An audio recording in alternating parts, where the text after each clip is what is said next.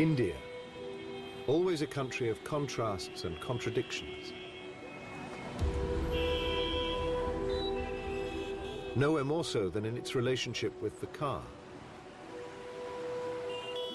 And one car in particular.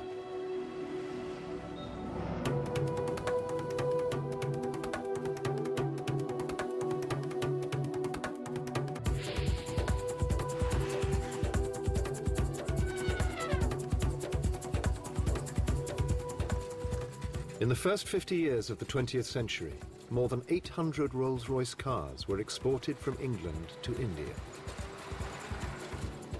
In a sustained period of motoring madness, the Rolls-Royce name became an obsession for a group of Indian Maharajas.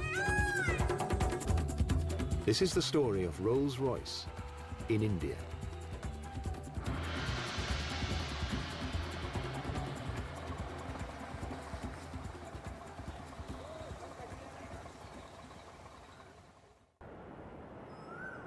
Udaipur in Rajasthan was one of the oldest of the princely states.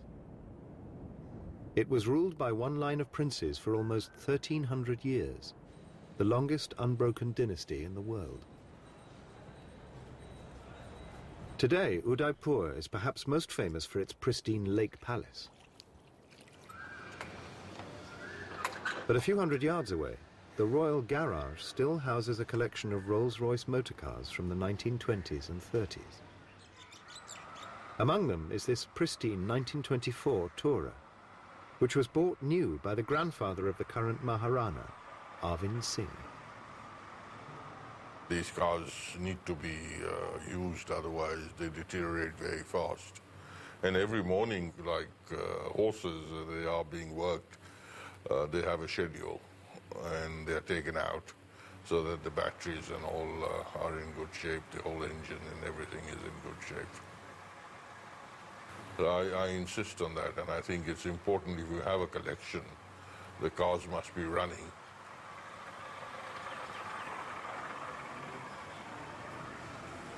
These Rolls-Royces are not just a car, but a thing of great joy and beauty. And even though this is not a modern Rolls-Royce, but it gives me more pleasure than a modern Rolls-Royce does, and I can sit and look at it all day, all night. It's a passion, and the various ways of fulfilling one's passion. And for me, this works.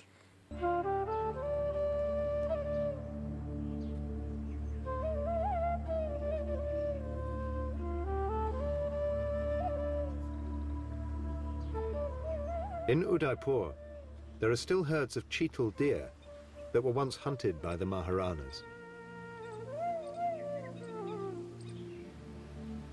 To reach his hunting grounds, Maharana Bhopal Singh used this stripped-down Rolls-Royce shooting brake.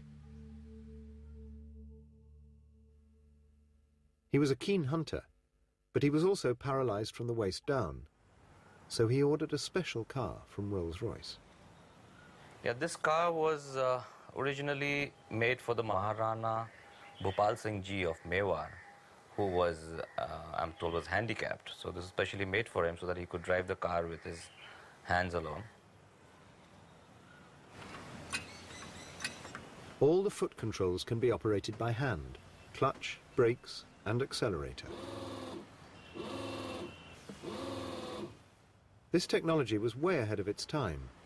An example of Rolls-Royce's willingness to do whatever it took to service their customers' every need.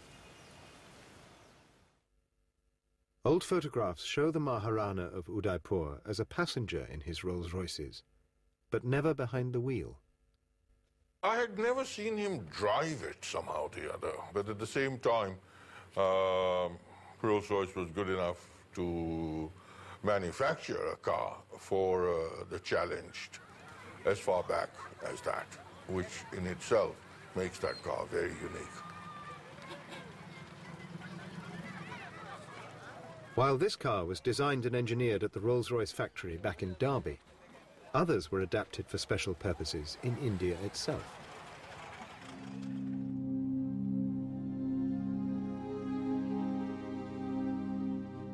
In 1923, a formal Thrupp-and-Maberley limousine was shipped out from England to Udaipur.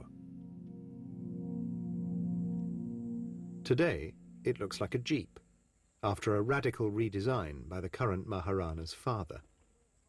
The whole designing was done by Dad in our own garage. There's no such thing as going to a professional person who was a coach, used to designing coaches.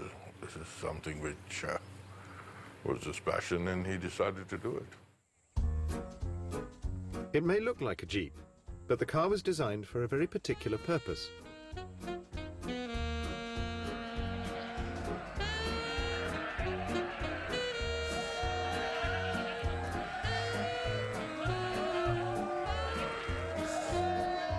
It's surely the world's only Rolls-Royce cricket car, specially bodied to transport the Udaipur team to their fixtures.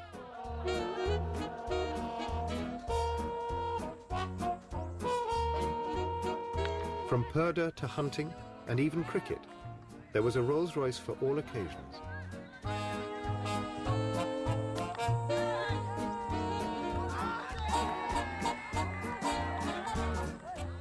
But what did these cars represent in the British-ruled India of the 1920s? Of course, for a prince to own a Rolls-Royce at the time was a luxury accessory, part of his lifestyle. But it also served an important role as a status symbol.